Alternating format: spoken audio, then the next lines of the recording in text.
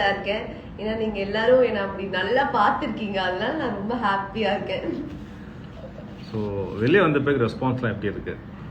வெளியில வந்ததுக்கு அப்புறம் ஒரு 2 நாளா நான் வீட்டுக்குள்ள தான் இருந்தேன். ஸோ ஃபோன் எடுத்து பார்க்கும்போது, எடிட்ஸ் வீடியோ பார்க்கும்போது, ஐயோ நம்ம இவ்வளோ பண்ணியிருக்கோமா அப்படின்ட்டு எனக்கு உள்ள இருக்கும் போது சுத்தமா தெரியாது. வெளில வந்ததுக்கப்புறம் எல்லாரும் என்ன பேசுற விதம், நீங்க ஒரு குட் சோல் அப்படின்னு என்ன சொல்லிட்டே இருக்கிறது ரொம்ப ரொம்ப சந்தோஷமா இருக்கு. ஏஞ்சல்னு சொல்றாங்க, பொக்கிஷம்னு சொல்றாங்க. ஜாலியா இருக்கு இந்த மாதிரிலாம் சொல்றது அப்படின்ற மாதிரி ரொம்ப மன நிறைவா இருக்குங்க. ஸோ நீங்கள் வெளியே வந்த உடனே ஃபர்ஸ்ட் பண்ண விஷயம்னா என்ன விஷயம்? பேசிக்கிட்டே இருந்தேன், நிறைய பேசினேன். யாராவது என்கிட்ட பேசுங்களேன். வெளில எவிக்ட் ஆகி வந்ததுக்கு அப்புறமே கேரவன்ல போயிட்டுமே எனக்கு யார்ட்டையாவது பேசணும், கொஞ்ச நேரம் பேசுங்க அப்படின்னு சொல்லிட்டு இருந்தேன். உள்ள அவ்வளோ பேசிட்டு இருந்தனால எனக்கு தெரியல. ஆனா வெள்ளம் வந்ததுக்கு அப்புறம் மட்டும் யார்ட்டையாவது பேசணும், நான் சொல்றதை கேளுங்களேன், இது இப்படியா அது அப்படியான்ற மாதிரி ஒருத்தவங்களோட உயிர் எடுத்துட்டே இருந்தேன். அப்புறம் வீட்டுக்கு வந்து சமந்தாக்கா உயிர் எடுத்தேன். நைட்டு ஒரு 3 o'clock போனேன். அடுத்த நாள் மார்னிங் 12 o'clock வரைக்கும் பேசிக்கிட்டே இருந்தோம். வெளில வந்ததுக்கு அப்புறம் நான் பண்ணது பேசினது. Tell about sound, Jack and Tharsha. Sound வந்து ஒரு மாதிரி யூனிக்கான ஒரு கேரக்டர். உள்ள இருக்கும் போதே நான் சொன்னேன், அடுத்த ஜென்மன்னு ஒண்ணு இருந்தா சவுண்ட் நான் ஒன்ன மாதிரி தான் பிறக்கணும் அப்படின்னு சொல்லிட்டு. ஏன்னா எதை பத்தியும் யாரை பத்தியும் யோசிக்க மாட்டா. அவளுக்கு என்ன தோணுதோ அதை செஞ்சிருவா. செஞ்சுட்டு ஆமா நான் இதுதான் செஞ்சேன், இப்ப என்னன்னு சொல்றீங்க அதுக்கு, இதுதான் நான், அந்த மாதிரி ஒரு ஸ்டேட் ஆஃப் மைண்ட்ல இருப்பாள். அது வந்து பார்க்கவே ரொம்ப ஒரு மாதிரி ஜாலியா இருக்கும். இவ தோன்றதெல்லாம் செய்யற, யாரை பத்தி யோசிக்க மாட்டாரு, இதுவும் ஒரு மாதிரி நல்லாதான் இருக்குல்ல அப்படின்னு அவளை பார்த்து நான் நிறைய ரசிச்சிருக்கேன். ஜாக் பத்தி சொல்லணும்னா, ஜாக் ஒரு மாதிரி பயங்கர என்ன சொல்றது, எதுனாலும் பாத்துக்கலாம், எப்ப எது நடந்தாலும் யாருக்கு என்ன நடந்தாலும் பாத்துக்கலாம் மச்சான், இது ஒரு சின்ன விஷயம், இதுக்கெல்லாம் போய் ரியாக்ட் பண்ற. வீக்கெண்ட் திட்டு வாங்கிட்டு இருப்போம், அப்ப கூட அவ ஓகே சார் அப்படின்ட்டு போயிருவா அசால்ட்டா. என்ன இவ்வளவு கூலா இருக்கா, பயங்கர ஒரு மாதிரி அவளை பார்க்கும் போதே நம்ம இந்த மாதிரி ஹேண்டில் பண்ணோம் சில விஷயங்களை அப்படின்னு தோணும். தர்ஷா பத்தி சொல்லணும்னா, அவங்க ரொம்ப ரொம்ப இன்னசென்ட். அவங்களுக்கு லைக் அவங்களுக்கு கலாய்க்கிறாங்க, கொஞ்சம் எனக்கும் அப்படிதான் கலாய்க்கிறாங்கன்னு தெரியாது. அவளுக்குமே இது வந்து இது இப்படி பாக்குறாங்களோ, இது நம்ம இப்படி யோசிக்கலாம்ல அப்படின்னு அவ பெருசா யோசிக்கவே மாட்டா. அவ என்ன நினைக்கிறாளோ அதை அப்படியே பார்த்து அதை அப்படியே சொல்லி ஒரு மாதிரி அப்படியே இருந்து அவ பழகிருக்கா. அவளை பார்க்கும் போதும் ஐயோ பாவம் இந்த பொண்ணு இன்னசென்ட்டா இருக்காளே அந்த மாதிரி சில இடங்கள்ல எல்லாம் தோணும். அவளை இந்த எல்லாருமே எனக்கு ரொம்ப பிடிக்கும். ராணுவ பத்தி சொல்லுங்க. ஐயோ ராணுவ பத்தி சொல்லுனா, ராணு பயங்கரமான ஃபன்னான ஒரு பர்சன். நான் ஏதோ ஒண்ணு பண்றேன் பவித்ரா, நான் ஏதோ ஒண்ணு பண்றேன், நான் அது பண்றேன் இது பண்றேன், என்னப்பா நீ பண்ற, கடைசி வரைக்கும் எனக்கு தெரியவே இல்லையே அந்த மாதிரி இருந்துச்சு. ஒரு மாதிரி ஜாலியா இருக்கும் ராணுவ இருந்துச்சுன்னா. அவரு இத பேசுறாரு அதை சொல்றாருன்றதை தாண்டி சீரியஸான கான்வர்சேஷன்ல கூட ராணுவ பார்த்தா எனக்கு சிரிப்பு வந்துடும். ராணு ஒரு நல்ல பர்சன், ஒரு குட் சோல் அந்த வீட்டுக்குள்ள. அவரை சுத்தி என்ன நடக்குதுன்னா தாண்டி அவர் அங்க என்ன பண்றாரு அதுலதான் அவர் ஃபோக்கஸ்டா இருப்பாரு. ஃபன்னா ஜாலியா இருப்பாரு ராணு. பிபில நீங்க ரொம்ப என்ஜாய் பண்ண டாஸ்க்னா என்ன டாஸ்க் சொல்லுங்க? செங்கலா சொல்லுவேன். ஏன்னா என்ன ஒரு முயல் குட்டி நம்மளால அவ்வளோ ஹோல்ட் பண்ண முடியுமான்னு எனக்கே அன்னைக்கு தான் தெரிஞ்சிச்சு. அந்த டாஸ்க்ல வந்து அவ்வளோ பேர் என்னை இழுத்தாங்க, நான் அப்படியே பிடிச்சிட்டே இருந்தது வந்து எனக்கே ஆச்சரியமா இருந்தது. பரவாயில்லையே நம்ம கொஞ்சம் ஸ்ட்ராங்கா தான் இருக்கும் போலயே அப்படின்னு நான் யோசிச்சது வந்து செங்கலா டாஸ்க்ல தான். ஸோ எனக்கு அந்த டாஸ்க் ரொம்ப பிடிக்கும். நீங்க ஃபைனலிஸ்ட் ஆவீங்கன்னு எதிர்பார்த்தீங்களா? என்னங்க கேள்வி இது, புரியல எனக்கு. நான் தாங்க கப்பை ஜெயிப்பேன்னு எதிர்பார்த்தேன். எதிர்பார்க்காம எப்படிங்க பிபிக்குள்ள வர முடியும்? ஃபைனலிஸ்ட் ஆகும்னு எதிர்பார்த்தேன் கண்டிப்பா. ஒரு பாயிண்ட் வரைக்கும் என்னன்னா எனக்கு புரிய ரொம்ப லேட் ஆயிடுச்சு. இது என்னவா இருக்கும், ஏன் நம்மள எல்லாரும் இப்படி சொல்றாங்க அப்படின்னு ஒரு டவுட் இருந்துட்டே இருந்துச்சு. அதுக்கப்புறம் நானா ஒண்ணு கத்துக்கிட்டு விளையாட ஆரம்பிச்சதுக்கு அப்புறம் எனக்கு ரொம்ப ஒரு மாதிரி கான்ஃபிடன்ஸ் வந்துச்சு. நான் ரொம்ப ஜாலியா ஃபைனலிஸ்ட்ல கப் அடிக்கிறோம்டா அப்படின்னு ஒரு மைண்ட் செட்ல விளையாடிட்டு இருந்தேன். அமேசிங். உங்களுக்கு பிபில பிடிச்ச பர்சன் யார், அவங்கள பத்தி சொல்லுங்க. ரொம்ப பிடிச்ச பர்சன் வந்து ஆனந்தி எனக்கு ரொம்ப பிடிக்கும் பிபில. ஏன்னா அவ நிறைய இடங்கள்ல வந்து அவளோட பெர்ஸ்பெக்டிவ் ரொம்ப டிஃப்ரெண்டா இருக்கும். நானும் அவளும் பேசும்போது எங்களோட 2 பேருமே ஒரே பெர்ஸ்பெக்டிவா அவ வேற விதமா சொல்லுவா, நான் வேற விதமா சொல்லுவேன். அவளை நான் ரொம்ப நம்பினேன் நிறைய இடத்துல. அந்த நம்பிக்கைக்கு வந்து அவ என்னைக்குமே எனக்கு வேற எதுவுமே அவ லைக் எப்படி சொல்றது, கேமுக்காகவோ எதுக்காகவோ ஒருத்தவங்களை கீழே தள்ளணும், இல்ல அவங்கள பத்தி நம்ம தப்பா பேசணும், இல்ல அவங்கள பத்தி நம்ம வேற ஏதாவது அங்க போய் பேசணும், அந்த மாதிரிலாம் எதுவுமே இல்லாம அவ ரொம்ப ஜென்யூனா இருந்தா, ரொம்ப உண்மையா இருந்தா. ஸோ வந்து எனக்கு ரொம்ப பிடிச்சது அவளோட கேரக்டர், அவளோட எல்லாமே எனக்கு பிடிச்சது. அப்படி சொன்னா எனக்கு ஆனந்தியே ரொம்ப பிடிக்கும். ஸோ நிறைய கமெண்ட்ஸ் பார்த்தீங்கன்னா பவி அக்கா லவ் யூ, பவி அக்கா miss you, well plate. Love you guys, love you guys, love you so much. அடுத்த சீரியலா இல்ல படமா? இப்ப நான் என்ன சொல்லுவேன், பாப்போமே என்ன வருதுன்னு கொஞ்சம் வெயிட் பண்ணி பார்க்கலாம். நானுமே அந்த மைண்ட் செட்ல தான் இருக்கேன், கொஞ்சம் டைம் கொடுத்து பார்க்கலாம் அப்படின்ட்டு. அஃப்கோர்ஸ் நம்ம நெக்ஸ்ட் லெவல் ஏதாவது யோசிக்கணும் அப்படின்ற ஒரு மைண்ட் செட் எல்லாருக்குமே இருக்கும் இல்லையா. ஏன்னா நான் ஒரு 10 years கிட்டக்க சீரியல் பண்ணியிருந்தேன். இதுக்கப்புறம் நான் எக்ஸ்ப்ளோர் பண்ணணும், நிறைய கத்துக்கணும் அப்படின்னா நான் நெக்ஸ்ட் லெவல் போகணும். ஸோ அதுக்காக தான் நான் வெயிட் பண்ணிட்டு இருக்கேன். தீபக் அண்ணா பத்தி சொல்லுங்க. தீபக் அண்ணா வந்து பிக் பாஸ் சொன்ன மாதிரி ஒரு ஜென்டில்மேன் அவரு. ஏன்னா அவருக்கு 25 years எக்ஸ்பீரியன்ஸ் தான் இந்த கேம் ஃபுல்லா அவருக்கு ஹெல்ப் பண்ணிருக்குன்னு நான் நினைக்கிறேன். ஏன்னா அந்த அளவுக்கு ஒரு மாதிரி மெச்சோர்டா எந்த இடத்துல என்ன பேசினா சரியா இருக்கும், எந்த இடத்துல என்ன பேசக்கூடாது, யாரை என்ன சொல்லணும், யாரை என்ன சொல்லக்கூடாதுன்னு ஒரு மாதிரி பக்கா பிளான்டா இருக்கும். அவரோட மைண்ட் செட் வந்து ரொம்ப இது இப்படிதான் போகணும், இது இப்படிதான் இருக்கணும். பிக் பாஸ்க்கே அவர் வந்து டஃப் கொடுக்குற அளவுக்கு அவரோட தாட் ப்ராசஸ் இருக்கும். ஒரு மாதிரி அவருக்கும் கொஞ்சம் என்ன மாதிரி ஓசிடி இருக்கு. அவரோட பெட்டை அழகா வச்சிருப்பாரு, நீட்டா, ஷூவை கூட வெளில வைக்க மாட்டாரு, எல்லாத்தையும் தூக்கி பெட்ரூம்ல வச்சிருப்பாரு. தீபக் அண்ணா சச் அ ஜென்டில்மேன். பிக் பாஸ்ல இருந்து நார்மல் லைஃப்க்கு வர உங்களுக்கு எவ்வளவு நாள் ஆச்சு? வெளியே வந்து என்னெல்லாம் பண்ணீங்க? இன்னும் நான் நார்மல் லைஃப்கே வரலங்க. நீங்க இது கேட்கும் போது கூட ஐயோ இப்ப நம்ம என்ன பேசுவோம் அந்த மாதிரிலாம் தான் யோசிச்சுட்டு இருந்தேன். இங்க இன்டர்வியூ வரும்போது சரி ஓகே கண்ணில் கலவரம் தெரியாம பேசணும் அப்படின்ற ஒரு மைண்ட் செட்ல தான் வந்தேன். இன்னுமே எனக்கு நைட்டு தூங்கும் போது பஸ்ஸர் அடிக்கிற சவுண்டு கேட்கும், மைக்க ஒழுங்கா மாட்டிருக்கேன்னு செக் பண்றேன். அப்புறம் ஏதோ ஒரு மைண்டாவே இன்னும் நான் நார்மல் லைஃப்கே இன்னும் வரல. இன்னும் கொஞ்சம் எனக்கு டைம் ஆகும்னு நான் நினைக்கிறேன்.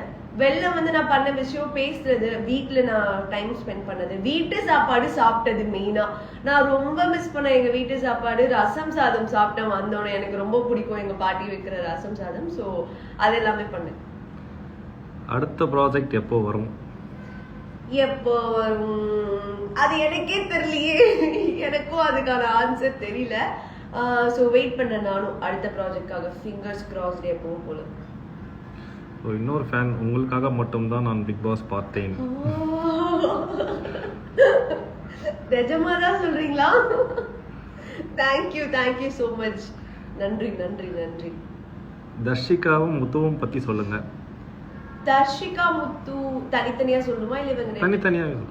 தர்ஷிகா வந்து அதான் எனக்கு வெளியிலேயே தெரியும். அவங்க ஒரு மாதிரி நல்ல ஃப்ரெண்ட். அவங்க வெளியில இருக்கும் போது கேம்குள்ள வந்துட்டு நான் ரொம்ப ஃபோக்கஸ்டா வேற மாதிரி யோசிக்கிற ஒரு தர்ஷிகாவை பார்த்தேன். ஏன்னா அவ அவ்வளோ தெளிவா இருந்தா, இப்ப நான் இது பண்ணணும், இது செய்யணும், நம்ம இப்படி இருக்கணும் அப்படி இருக்கணும்ன்றது ஒரு கிளாரிட்டி இருந்தது அவகிட்ட.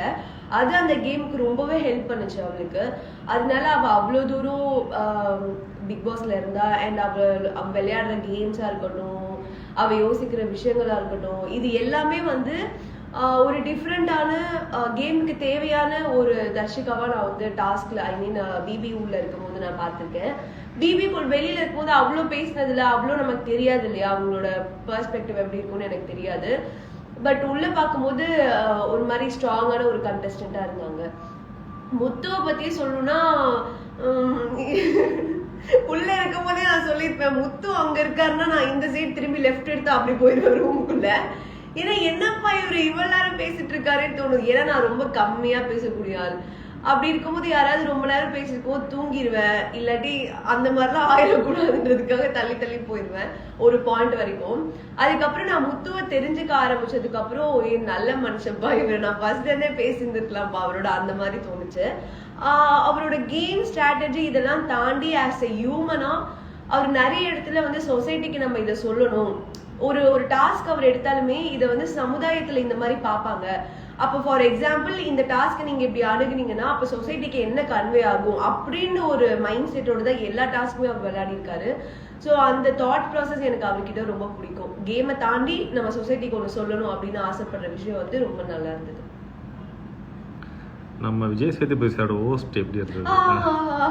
நான் அவரோட பெரிய ஃபேன். நான் போகும்போதே சொல்லியிருந்தேன், ஃபர்ஸ்ட் எல்லாம் ஃபேனா இருக்கும்போது ஜாலியா பேசுறோம், ஃபன்னா இருக்கும் அப்படின்னு ஒரு மைண்ட் செட் போல ஃபர்ஸ்ட் வரமே ஒரு மாதிரி பயம்னா பயம், மரண பயம். அவரை பார்த்தோன்னே ஓகே சார், தேங்க்ஸ் சார், இப்படியேதான் வேற பண்ணிருந்தேன், எனக்கே தெரியுது அது. ஆனா ஒரு மாதிரி பயமா இருக்கும். ஏன் அந்த பயம், எதுக்கு அவ்வளவு கான்சியஸா இருந்தேன்னு எனக்கு இப்ப வரைக்கும் தெரியல. வீக்கெண்ட் ஆனா வேற நம்ம வெளில போயிடுவோமா உள்ள இருவோமான்னு தெரியல. இப்ப நம்ம என்ன பண்ணி வச்சிருக்கோம், நம்ம என்ன பதில் சொல்லுவோம்.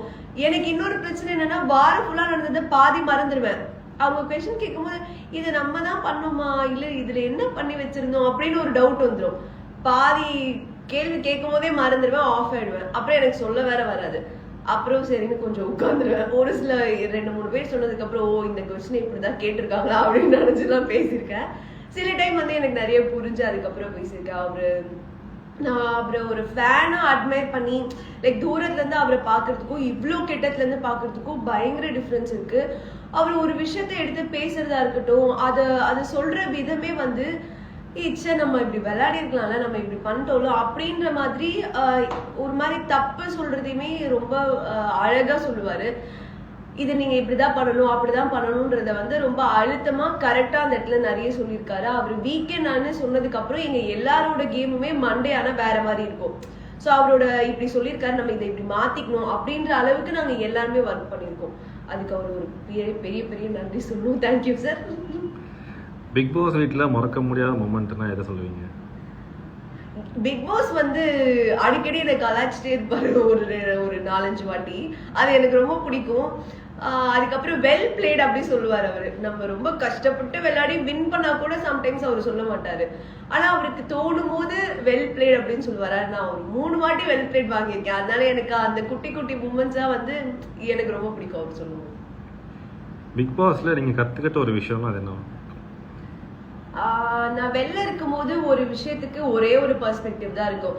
இப்ப இவங்க அங்க போறாங்கன்னா அங்க போயிருப்பாங்க, அவ்வளவுதான் யோசிப்பேன். ஆனா இங்க பிக் பாஸ் போயிட்டு வந்ததுக்கு அப்புறம் ஒரு 10 பெர்ஸ்பெக்டிவ் இருக்கு எனக்கு. இவங்க அங்க போறதுக்கு காரணம் என்னவா இருக்கும், வேற யாராவது சொல்லி போனாங்களா, போன் வந்து போனாங்களா. ஃபார் எக்ஸாம்பிள் இந்த மாதிரி நிறைய பெர்ஸ்பெக்டிவா யோசிக்க ஆரம்பிச்சிருக்கேன். இவங்க இப்படி பண்ணிருக்காங்கன்னா அதுக்கு பின்னாடி வேற ஏதாவது ரீசன் இருக்கும், நம்ம அதை பத்தியும் யோசிக்கணும், நம்ம சைட்ல இருந்து மட்டும் பார்க்காம அவங்க சைட்ல இருந்தும் பார்க்கணும் அப்படின்னு நிறைய விஷயங்களை கத்துருக்கேன். யாரு டைட்டில் வின் பண்ணுவாங்கன்னு நீங்க நினைச்சீங்க? ஏங்க நான் தாங்க. என்னங்க நீங்க ஓயாம இப்படி கேட்டுட்டே இருக்கீங்க. நான் வந்து பிக் பாஸ் போறேன், ஒரு ஷோக்கு போறேன்னா டைட்டில் வின் பண்ணணும் அப்படிதானங்க போவாங்க. இந்த क्वेश्चनக்கு ஆன்சர் நான் தான். ஆக்சுவலி வந்திருக்கு, you are the true winner in our eyes. true winner. Thank you guys. மக்களுக்கு என்ன சொல்ல விரும்புறீங்க? மக்களுக்கு வந்து ஒரு பெரிய பெரிய பெரிய பெரிய நன்றி தான் நான் சொல்லணும். ஏன்னா என்னோட கேம் ஸ்டார்டிங்ல ரொம்ப ஸ்லோவா இருந்தது. ஏன்னா எனக்கு புரிய ரொம்ப டைம் ஆச்சு. அந்த டைம் மட்டும் எனக்கு அவங்க கொடுக்கலன்னா இந்த இடத்துல பவித்ரா யாருன்னு யாருக்குமே தெரிஞ்சிருக்காது. அந்த ஃபர்ஸ்ட் கொஞ்ச நாள் இந்த பவித்ரா தான் போல இருக்கு, அவங்களுக்கு எதுவுமே தெரியல, அவங்க எதுவுமே பண்ணலன்னு சொன்ன மாதிரி நான் வெளில வந்ததுக்கு அப்புறம் அதே தான் சொல்லியிருப்பாங்க. அவங்க எனக்கு கொடுத்த அந்த டைம் இருக்குல்ல, அது என் லைஃப்ல எனக்கு கிடைச்ச ஒரு மிகப்பெரிய என்ன சொல்றது, ஒரு மிகப்பெரிய வரம் தான் சொல்லணும். ஏன்னா அந்த டைம் எனக்கு கிடைக்கலன்னா நான் யாருன்னே ப்ரூவ் பண்ணியிருந்திருக்க முடியாது. ஸோ அந்த மாதிரி டைம் கொடுத்த மக்கள் எல்லாருக்குமே ஒரு மிகப்பெரிய நன்றி. அண்ட் நான் ஒரு இன்ட்ரோவர்ட் அப்படிங்கிறது நான் பிக் பாஸ்குள்ள போய் தான் தெரிஞ்சுக்கிட்டேனே. எனக்கு இந்த விஷயத்த நான் எப்படி ஹேண்டில் பண்றேன், நான் என்னெல்லாம் பண்றேன், எனக்கு என்ன பிளஸ் என்ன மைனஸ்ன்னு அதை திருத்திக்க வச்சு எனக்கு கம்ப்ளீட் ஒரு ஹியூமனா மாத்திருக்கிறது இந்த பிக் பாஸ் ஷோ. அதுக்கு காரணமா இருந்தது எனக்கு ஓட்டு போட்டு இவ்வளவு நாள் என்ன உள்ள வச்சிருந்த மக்கள் எல்லாரும் தான் சொல்லணும். நிறைய பேர் வந்து என்ன புரிஞ்சுக்கிட்டாங்கன்னு தான் நான் சொல்லணும். ஏன்னா இவங்க எதுவுமே பண்ணலங்கிறத தாண்டி இந்த பொண்ணு சூப்பரா பண்றாப்பா, இவ இதை பண்றா அதை பண்றான்ற இடத்துக்கு என்னை மாத்தினது வந்து மக்களாகி நீங்கள் தான். அவ்வளவு நாள் என்னை நீங்க உள்ள வச்சு என்னை ஏதோ பண்ண வச்சு என்னை வந்து கம்ப்ளீட்டா மாத்திருக்கீங்கன்னு தான் சொல்லணும். அதுக்கு நான் நன்றியை தவிர லவ் யூவை தவிர என்ன சொன்னாலுமே பத்தவே பத்தாது. நான் ஒன்னே ஒன்று சொல்லணும்னு நினைக்கிறேன், இந்த மாதிரி சொசைட்டில நிறைய பேர் இருக்காங்க, ப்ளீஸ் அவங்களை கொஞ்சம் கன்சிடர் பண்ணுங்க. அவங்களுக்கும் இதே மாதிரி ஒரு ஸ்பேஸ் கொடுங்க. அவங்களையும் லைஃப்ல இந்த மாதிரி நிறைய அச்சீவ் பண்ண வைங்க. ஒருத்தன் பேசல அப்படின்னா அவனை போட்டு டம்ப் பண்ணி நீ பேசல இல்லை இது உனக்கு வரலன்னு சொல்றதை தாண்டி உன்னால முடியும் நீ பண்ணுன்னு கொஞ்சம் மோட்டிவேட் பண்ணீங்கன்னா எல்லாருமே வின் பண்ணலாம். நீங்களும் வின் பண்ணலாம், நானும் வின் பண்ணலாம், நம்ம எல்லாரும் ஜாலியா இருக்கலாம். ஓகேவா? அமேசிங். தேங்க்யூ மக்களே, உங்க எல்லாருக்கும் லவ் யூ.